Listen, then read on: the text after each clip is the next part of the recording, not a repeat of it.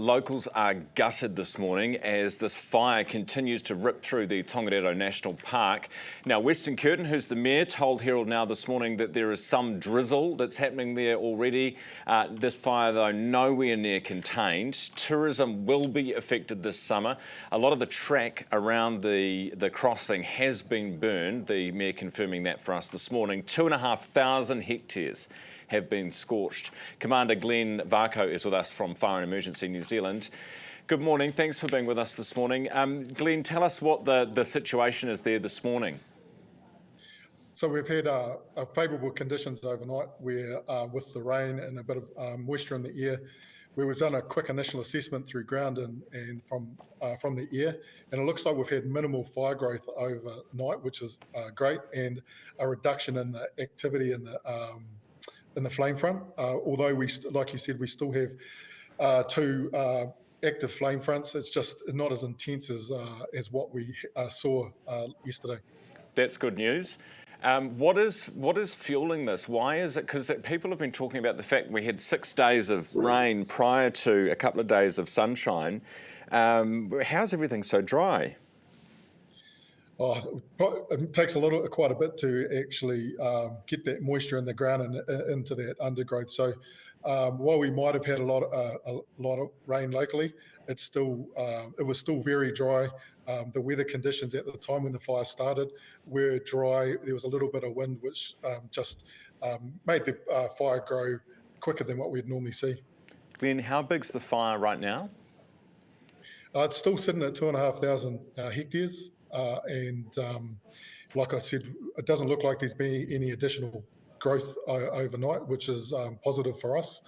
So we're just waiting to get that full assessment in the air, because obviously the cloud cover's quite low, limiting access before we make a plan for the day. But we do have ground crews coming in, both to support the local and dock crews locally from Hawke's Bay, Wellington, to help get in there and start hot spotting and start tidying up the flanks of the fire. Okay, how many extra are you talking about coming in to help?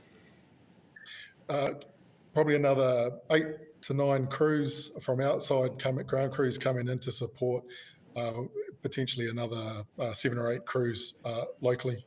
Well, you mentioned the air. That's been the main way you've been fighting the fire thus far. Does the cloud mean you can't get anything up?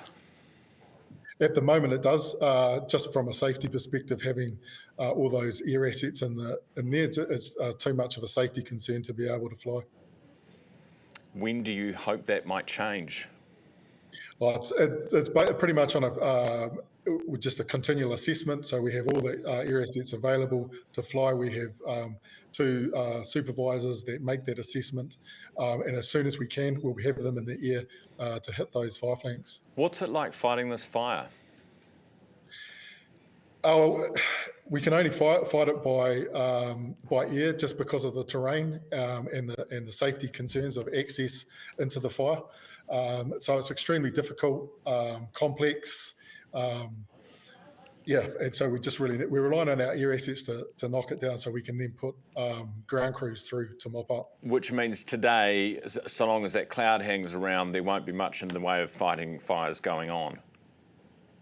Potentially not, but with the conditions the way they are, there's going to be minimal fire growth, which will allow the opportunity for our air assets to fight the fire as soon as we're able to. With the evacuations, people who've been evacuated over the weekend and then again last night, what happens with them? Can some of them go back, or will they all be staying out? And will there be any more evacuations that you are potentially expecting? We're not expecting any more evacuations, considering the weather that we've had and what we're expecting this week. The evacuations were all precautionary.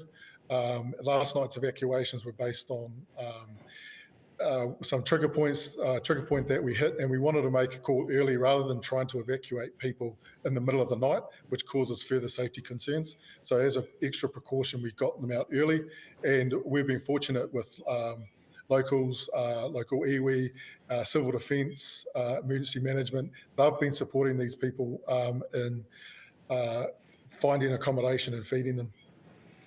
That's fantastic to hear the community coming together like that. Glenn, appreciate your update this morning. Thanks so much for being with me. That's Commander Glen Varcoe from Fire and Emergency.